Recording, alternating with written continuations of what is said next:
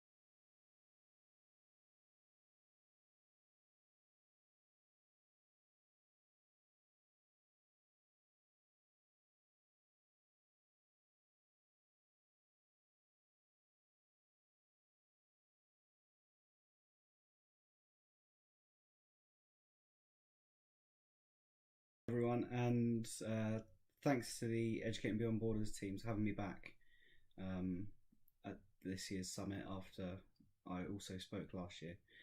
It's a real privilege and I really appreciate it. My name's Chris. I'm just about to start as an F1 doctor in Edinburgh after finishing medical school at Southampton.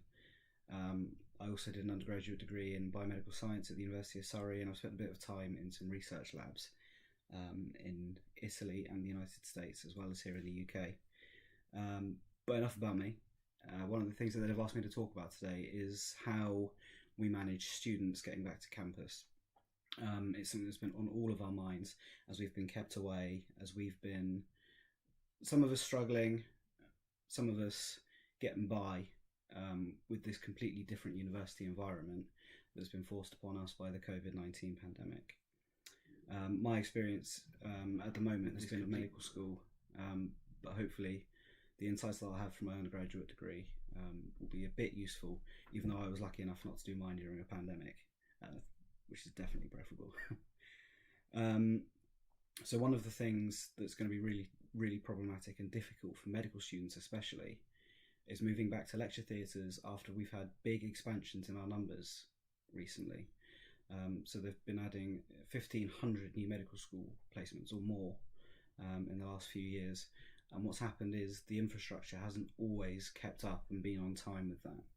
So you'll have the same classrooms, the same lecture theatres, but before the pandemic you were cramming more and more people into that. And now in a post-pandemic world, when students go back, that is just not acceptable and it's not going to work. We'll need proper rooms, we'll need proper ventilation, and in some cases we'll need smaller groups. And if we need smaller groups, sometimes that will mean that some teaching sessions will need more groups, and that means they will run longer. But that also poses its own problems. Instead of running, say, 9 to 12, it might run 8 to 2, or it might run from 2 to 6. And that obviously encroaches outside normal working hours. And in terms of widening participation, that could be a real issue for people that need to work to support themselves through university, people that have childcare responsibilities or other caring responsibilities, or also just people that need that time at the end of the day or the time beginning of the day for a bit of self-care, for a bit of looking after themselves. be that just relaxing at the end of the day, be that doing the extra, feel on top of their studies, so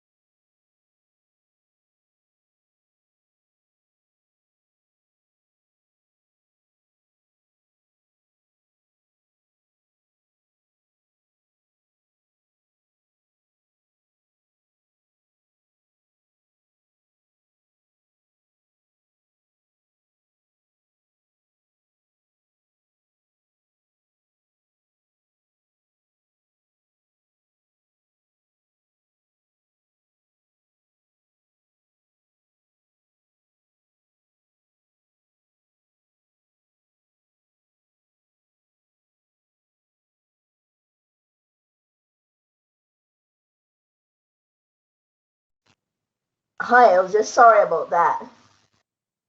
It, I don't know if you can hear me. Um, Hi, I was just sorry about that. It, I don't know if you can hear me. There's a delay on my side. Hi, I was just sorry about that.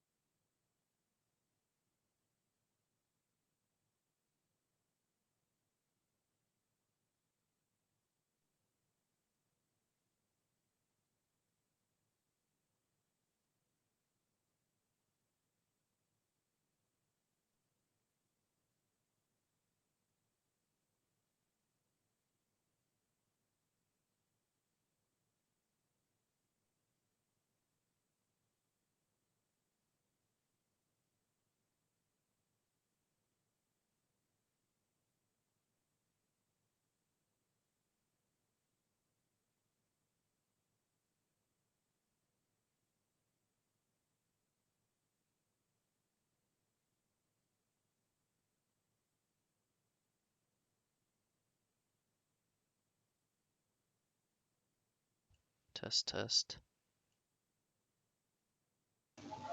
I can hear you, Ilja. I had my microphone on mute. Test, test. Hello, can you hear me? I can hear you, Ilja. I had my mic.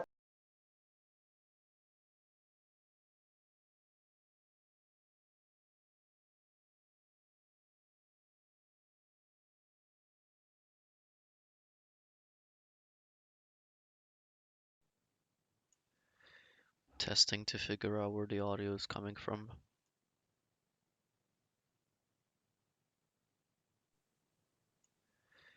Testing to figure out where the audio is coming from.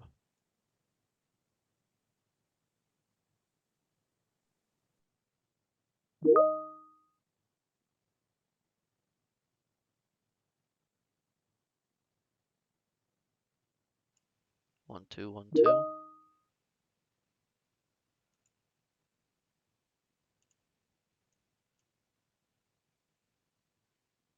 Yeah, I found it. That's fine. That should work perfectly now. You can speak now, Rox. It's fine. I figured out what the problem was. Fantastic. I am so glad to hear that. I think I'm close. Okay, good stuff. So, yeah, I have my screen set up, and you said he's streaming on Twitter or Microsoft Yeah. Teams, right?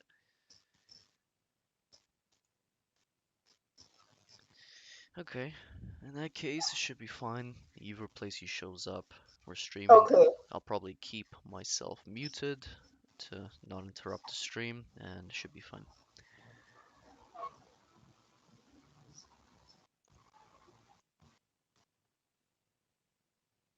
Okay, sure. Sounds good to me. There's a bit of a delay on my side here.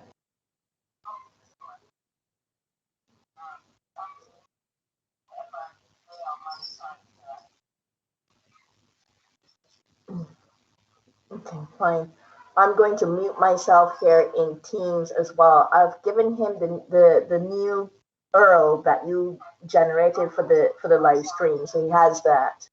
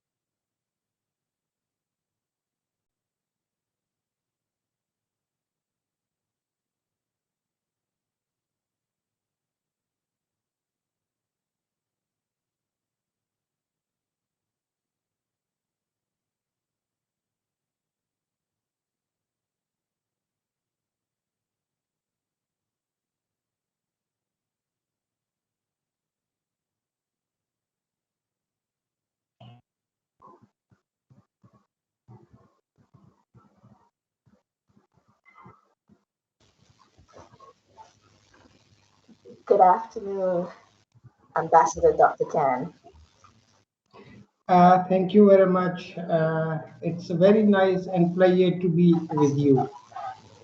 Thank you. That is very kind of you to say. Thank you very much. And greeting all the way from Pakistan to UK, where the G7 summit is taking place at this moment.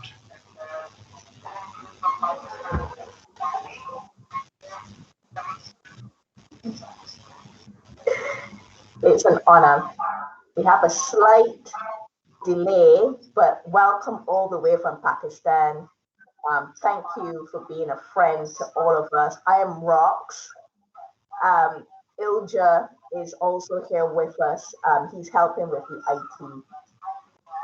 I'll hand you over to Ilja. I'm going to mute myself and turn off my audio so that we focus on you. We want to hear what you have to say, including me.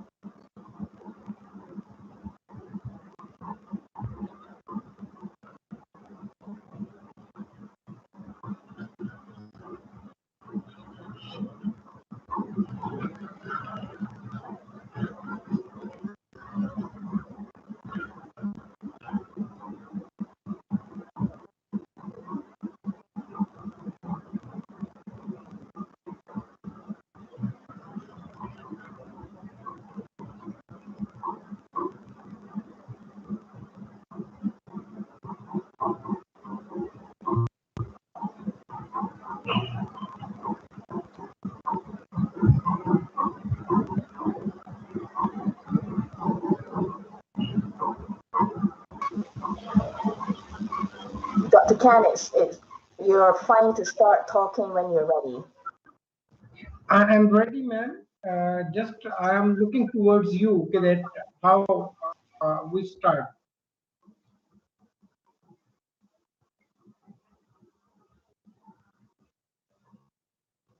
Are you hearing me?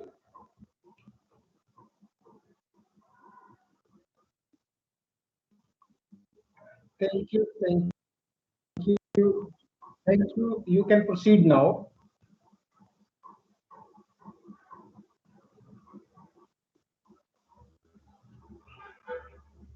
I mean, should I make my statement?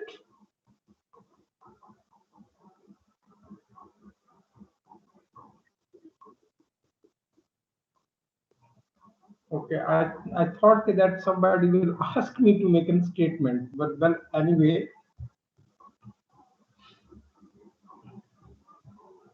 I am very much thankful to the Educating Beyond Borders organization, which is working for the students' problem to resolve and to enhance the capabilities of our students, those who are in the UK and across the world. Being as the chairman of the International Human Rights Commission, it's my privilege to stand today with the youth and students around the world. This is an unusual time for whole humanity, not only for UK, for entire world. SPG 4 is crucial at this moment because of this pandemic time. Most of the students left education because of this pandemic, closed down, lockdowns, and severe problems which the many poor countries, underdeveloped countries are facing. Even though the developed countries having the problem, the students having the problem at this moment because of their funding, because of their fees, because of their livings, and as well as due to the non-funding of the many governments into the education. As the United Nations Secretary General and all international community emphasize on the governments to spend in education, while the G7 leaders has committed the billions for educating girls and for the education summit in Nairobi in June, my view and my suggestion was very clear to the G7 leaders prior to their commitments and prior to their engagement in Cornwall, UK, that the world leaders should make more pledge to the education, investing in the students, and especially the students in UK, Europe, America, they are under the debt of student loans. That student loan must be waived out as the world leaders are giving the benefits to reopening the economies. Secondly, all students must be vaccinated along with the teachers, professors, academics, because if we want to reopen the world, it is necessary that we should vaccinate all the students so that they can rejoin their educational institution. Virtually, education is an experience, and it is a good experience. But although because of lack of internet connectivity, not only in the underdeveloped countries, that has been faced the students in UK, students in Europe, students in Australia, students in Japan, students in even students in United States of America.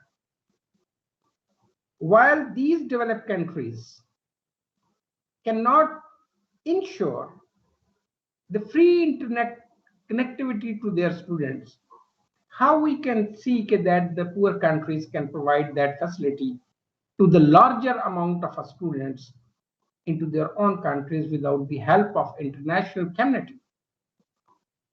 The failure of the international system toward the education and investing into the students has been exposed by this pandemic. And it is very clear that today, if we want viable world and equitable world for us and for our generation, we have to spend our budgetary expenditure, we have to cut the budgetary expenditure, and we have to spend in the education system, strengthen the education system, provide the assistance, financial assistance, and educational assistance to the students. I know in UK, a lot of Pakistani students, international students are there.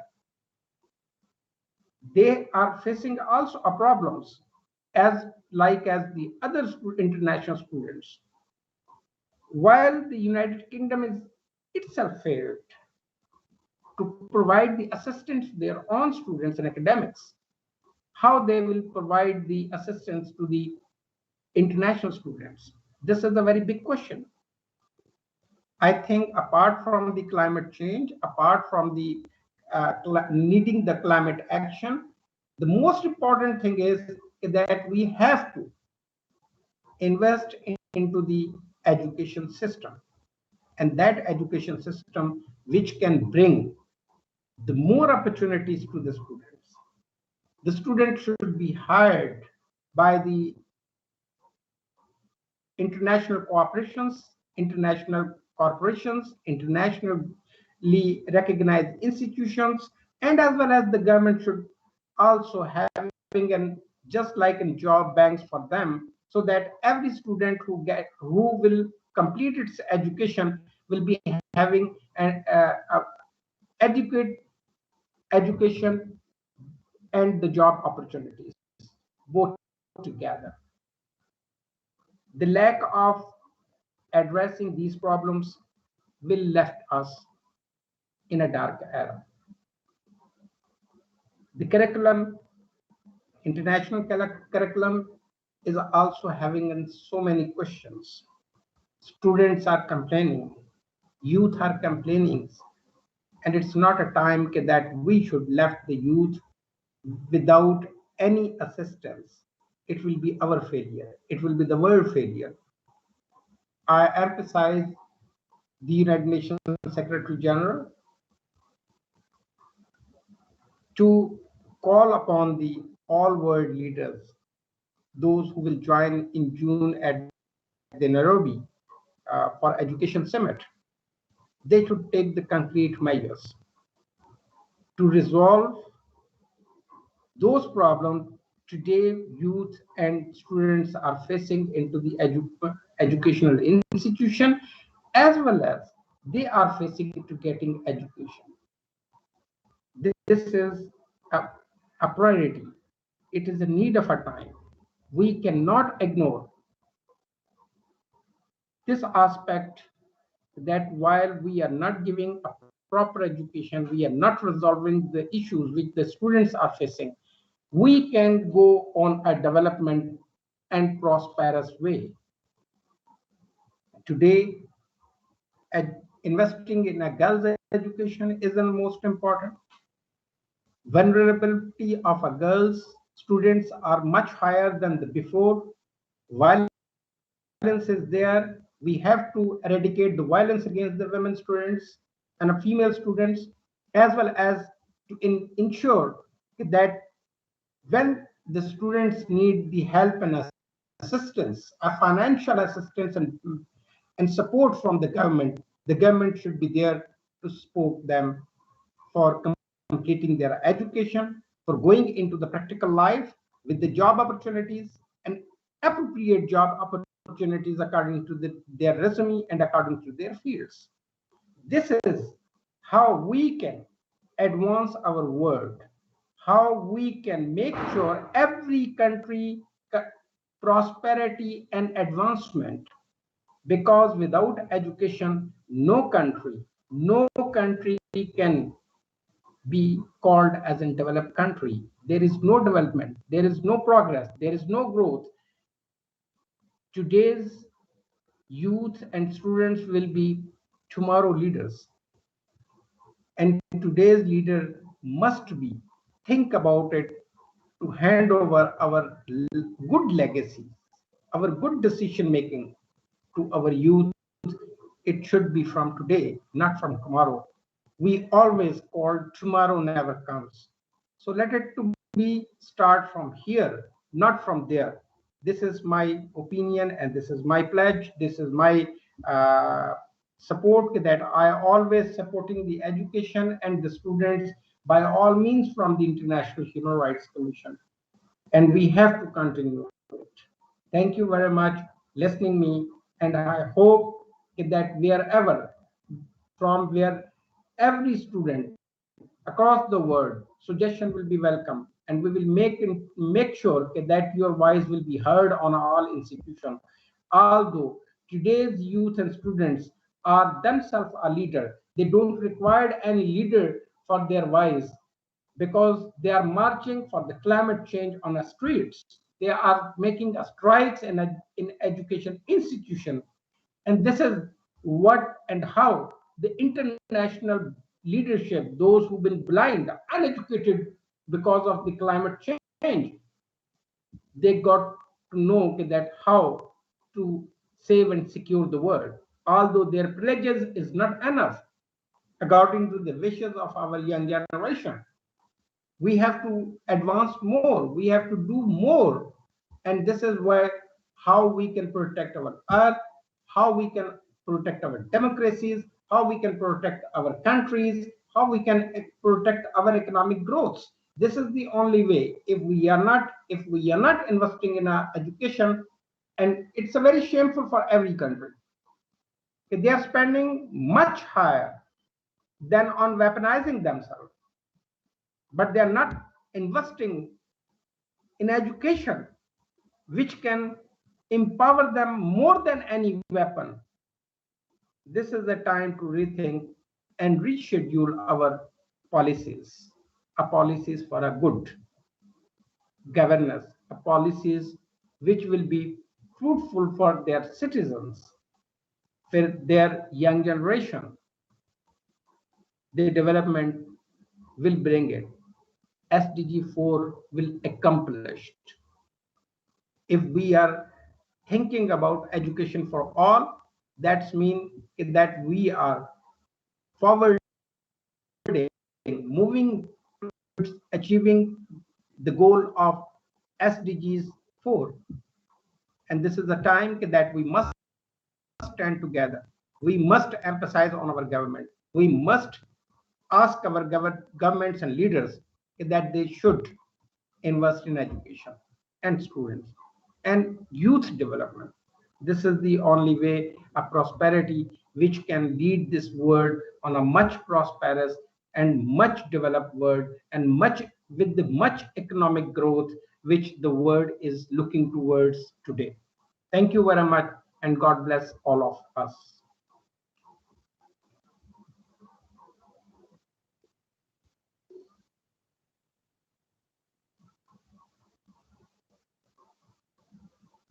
You are welcome, and it is my honor and pleasure to be joining you on this auspicious and your summit. And it is uh, not only my concern, it's not a concern of every international organization, it's a concern of every parents, because I am also a parent.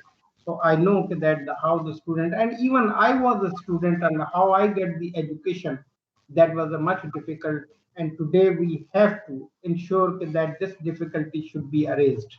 This for this difficulties, the difficulties students are facing in the education institution, getting education and getting the opportunities for after completing education, it must be formalized by policy making. Thank you, Dr. Chan. That heartfelt for thousands of students across the UK and hundreds of thousands of students across the world. Thank you. I agree. We agree.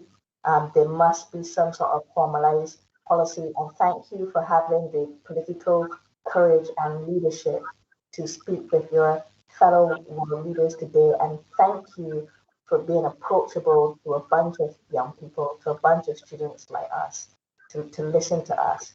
It gives us hope. Thank you so much. Good evening. It's my pleasure and honor. All right. Good. I think we should end it there. Yes? Is that all right?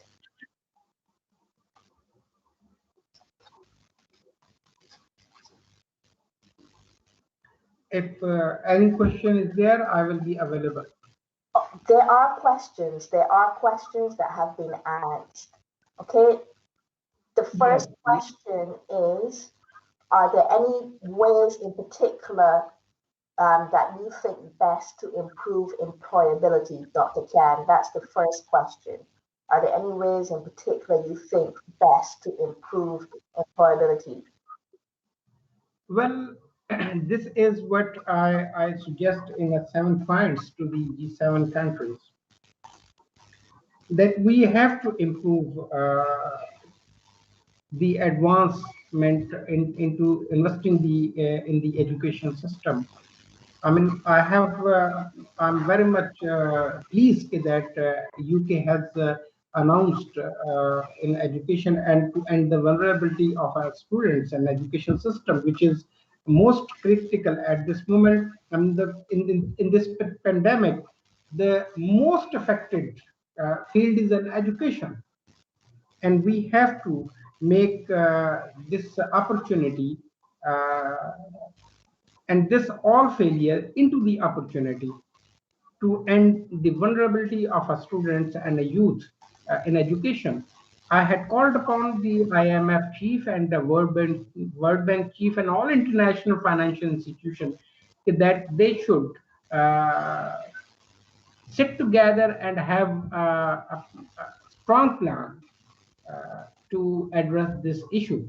And hopefully, in the education conference where I will be also addressing, we will find out the way that how we can address this issue properly and effectively. Thank you, Dr. Khan. That is encouraging and exciting to know that you will be looking at ways of bringing about change to help students. And if there's any information or we have case studies, we're happy to share that, us students. But that's exciting to know that you will take a closer look at that and encourage the IMF and World Bank to take a look at that. There's another question, whether you think, what types of pledges do you think would be effective? Do you think world leaders should be pledging to reduce student loans, or should world leaders pledge to provide more scholarship opportunities? What pledges do you think world leaders should make or should take now? I think it's a very important question. I think that the world leaders in G7, not only G7, G20, and G77, they must come together, not to giving the loan to the students. I mean, the students,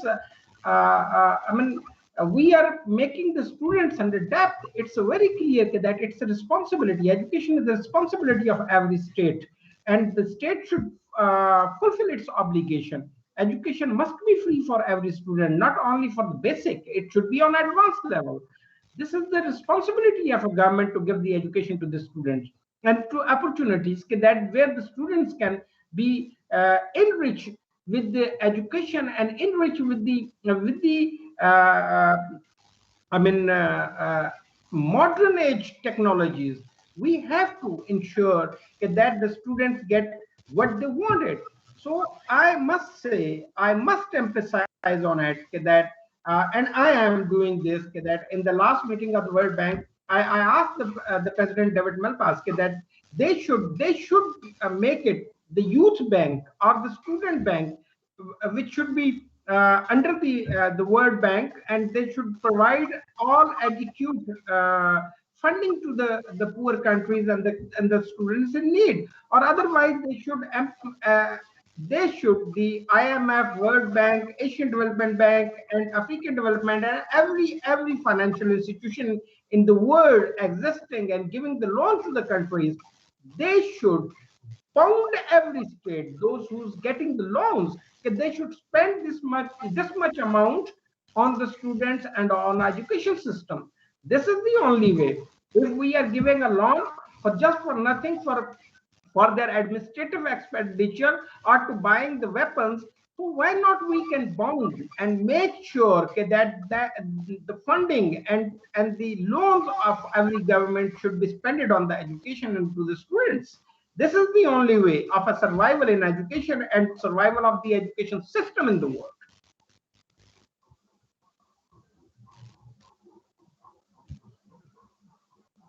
Thank you, Dr. Ken. That is a challenging thought that you've thrown out to us to think about. Thank you for that. There's another question, if you would, and that is, as an ambassador, what ways to reach out to world leaders do you think is effective for smaller companies and students to take? Those companies and students who want to make change. What's a good way for us to reach out to world leaders? Well, I think the world leaders are reachable to everyone. It's my opinion, but obviously there are certain barriers which is sometimes the students are unable to reach, and for that reason, in many countries, students do protest. And I think before they do protest, the leaders should open their doors for the students to listen them, to listen their problems, and to eradicate the difficulties in their way. This is the responsibility of every world leader. As far as my place and my authority and my working, I always keep open the doors for every student, every youth. They can reach me directly. Even there is a no staff barriers I have put it on it that everybody can reach to me, and I can do whatever it's necessary to facilitate them. I sometime I wrote to the world leaders in many countries on the problem the educational institutions are facing, because it is a very common thing for me that I join many education institutions in many countries to deliver my keynote speeches and to interact with the students, and interact with the academics, interact with the faculties, so that I should hear what the the education system and institutions are facing a real problems, real time problems, and then I emphasize and I stressed on the respective governments and respective leaders to hear the advices which I heard from in a different countries, and there are some advancement, and definitely I will say that your voice will be also heard by the G7 countries and G7 leaders. I will definitely by the ending when as on a 13 when they conclude the G7 summit in Carnival, I will definitely be approaching to all G7 leaders that there are some concern of students which should be heard, and it should be a part of our practical steps to eradicate the problems the students and the youth are facing at this moment. Because as far as my understanding is that this pandemic and this 2 years, 1.5, more than 1.5 year, has shown us where we stand and who is at the more vulnerable. Although the women are much vulnerable into the world because during this pandemic, but the youth and students are more vulnerable as well, because they lost the education institution, they lost that practice, they lost that and I mean, this pandemic has given us a numbers. I mean, if we are calling on the numbers, so let it to be seen that due to this pandemic, more than 20 million people, the students has lost the education system in many countries. So this is the tragic point for us, and we cannot ignore this point that that we have to bring back, not only bring back economy and bring back better world, we have to bring back those students who has left it due to this pandemic. And how they will come back? We have to have a funding. We have to have an economic stability for them. Uh, we have to think and formalize that how we can help and assist financially those students who have left due to this pandemic, because their parents are unable to feed them, their parents are unable to give them what they wanted. And this is the risk for our coming generation. This is, I mean, this pandemic has not only exposed the healthcare system, it's exposed the education system, it's exposed the governance system, it's exposed everything. And we, the world leader, must admit our failure, that we didn't did that much which is required and needed by our pupils in every country. And when we admit our failure, then the progress will start. This is the way I think I will communicate these things to the all international uh, actor of our international community, especially to the UN Secretary General. And whenever the students need to talk the world leadership, International Human Rights Commission will provide them their representative, one of representative, to address the Human Rights Council in Geneva, and to address the United Nations General Assembly on behalf of the International Human Rights Commission. We can make sure that your voice will be heard.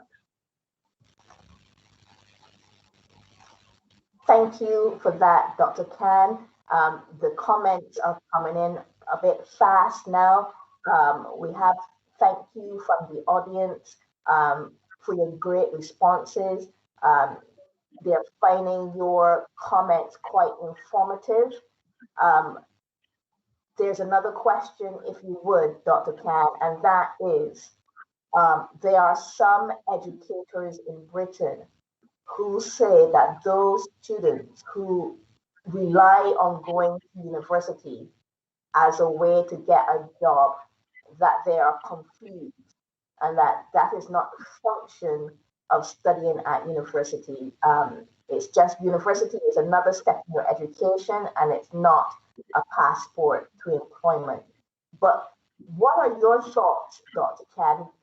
Do you consider that there may be human rights violations that should be taken a closer look at what's happening here in the UK? Well, this is not a problem in UK only. This is a problem of many countries. And obviously, as I said earlier, that achieving the SDG 4 is not means to give only education. If that education is not usable, then what is the use of giving the education? Why not the one person should, one parent who's investing in their kids into the education, they should send them in some technical place where they can earn much better than the educated person. So this is a way that I'm emphasizing in the word education summit. I will spoke on it, that we must ensure that all education institutions must have uh, uh, one mechanism to provide and offer the jobs to the students, those students who are qualifying and getting successful degrees, not only for them, but also those students who are getting education and their parents, or they cannot support themselves. They must have some paid internship, or a paid part-time job, so that they can support themselves. And on the third aspect, that the government should support them. Government should launch the student job banks, so that they should have a data. They should have a data on every university, every education institution base, so that they should formulate that where, in which industry they can be adjusted. For example, if there is students of political science, they should be adjusted in the parliamentary system. They should be adjusted with the MPs, with the councillors, with the councils, so that they will be benefited and getting the experience as well. For those people who are having a mass communication, they should be adjusted into the media outlets as an interns or as a part-time job. They get the experience, and obviously they will get the chances to serve the nation as well, and to earn themselves as well. So we have to regularize the things. In many countries, as UK, still the government is far away to regularize the things toward the young generation, and to address to resolve the problems the young generation is facing. The people having a degree without job, then what is the use of that degree? This is we have to enhance our system to help the students and to invest in the students. This is what I say, the investment in the students and youth, is that they should get the job opportunities, earning opportunities, and this must be a government and educational institution to coordinate with each other to provide them this facility, so that the the more people will attract toward the education by achieving the SDG and education for all. And SDG 4 is meaningless if we are not adjusting our youth and students, those who are getting the education.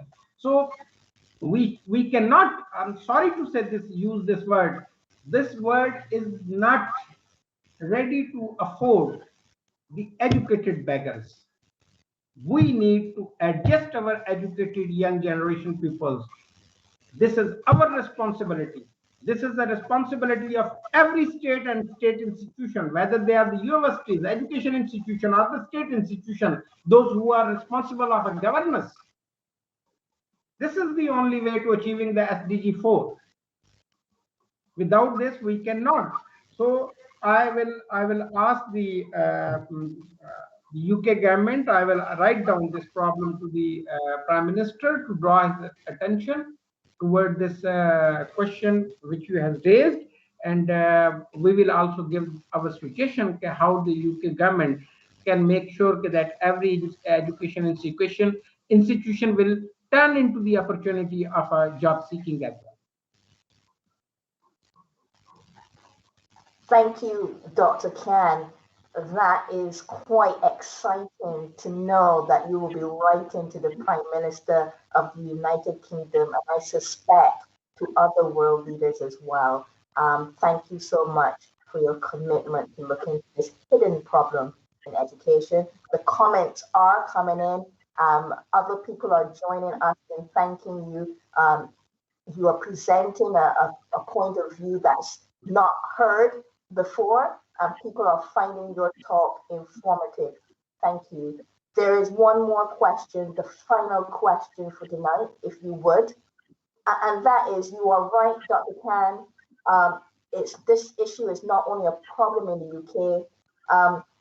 You're right, it is a question of money, how to fund higher education. You're right that people can find money for war, so they should be able to find money for education.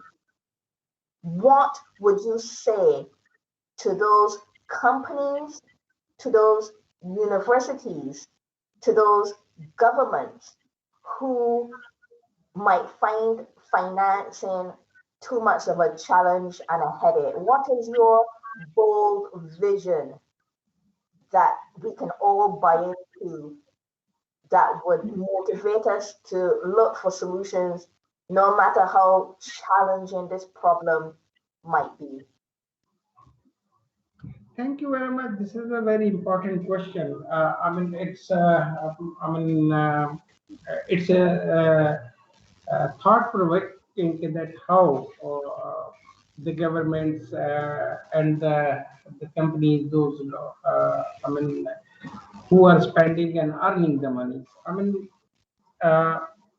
It is a very simple. Every government should put the rich people's a special tax for investing in education.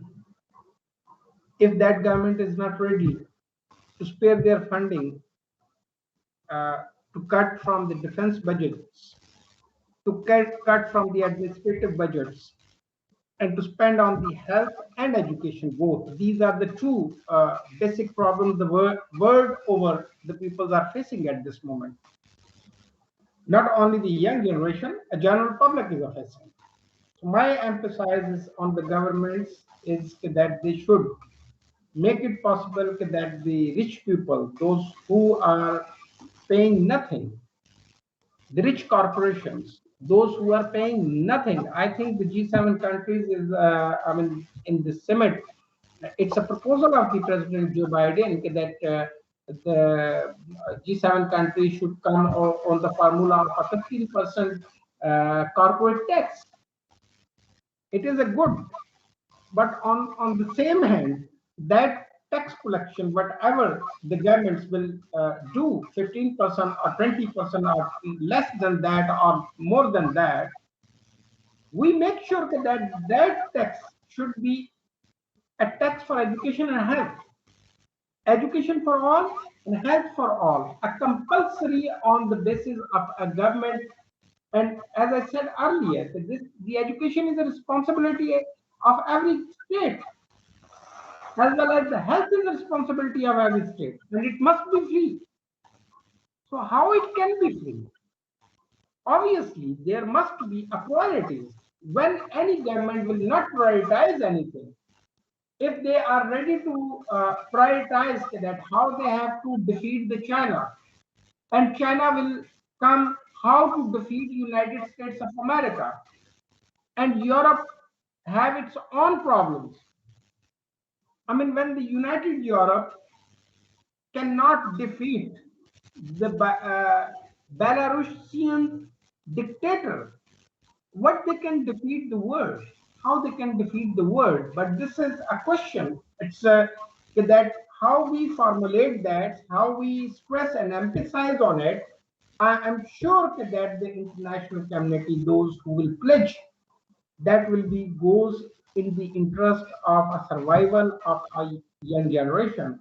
And we will continue our efforts with the international communities actor, I mean, such as the United States, such as the European Union, such as the Commonwealth, such as the non-line movement, such as the OIC and Arab League, that they should, and African Union. Obviously, the African Union are also a very vulnerable union at this moment, although they have, I mean, ample of resources.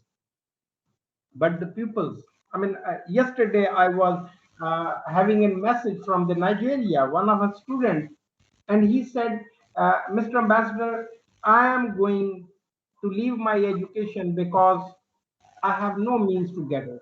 And I was shocked. I suddenly, same time, I wrote it down to the education minister in Nigeria, and I said, this student is asking me, and I feel ashamed on myself that while you are sitting over there and one student asked the other world leader that they are going to quit the education. What kind of a system we are evaluating for our younger generation? And then his problem has been little bit resolved, and I want that problem should be resolved fully. We cannot jeopardize the future of our world, future of our coming generations, and future of our young generation by our wrong policies. We have to correct our policies, and hopefully, as well as I'm always optimistic, but sometimes I'm pessimistic too.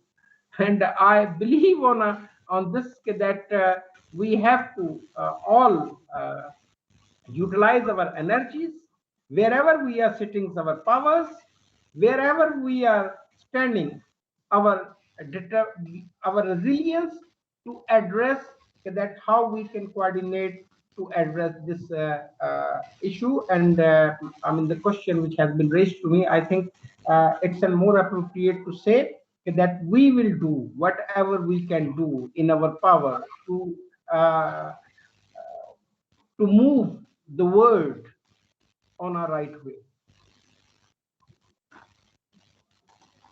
Dr. Khan, thank you.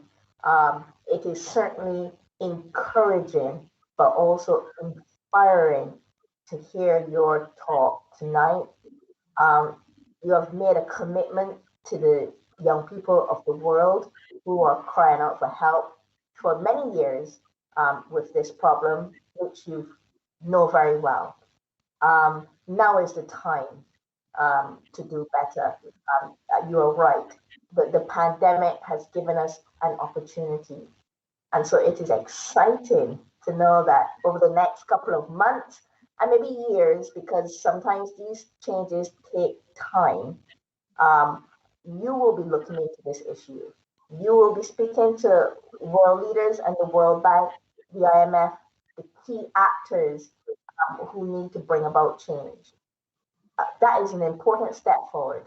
Thank you. And thank you for this evening.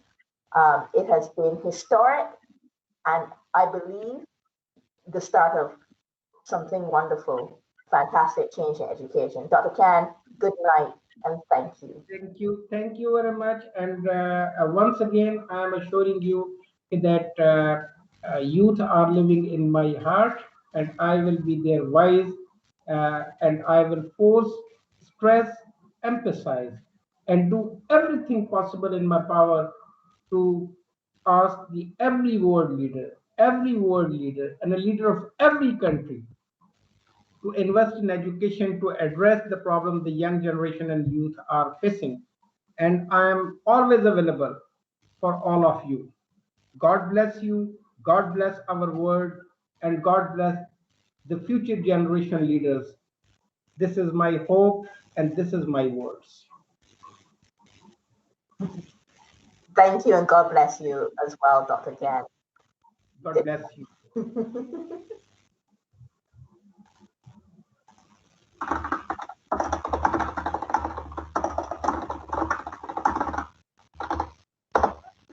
This brings us to the end of our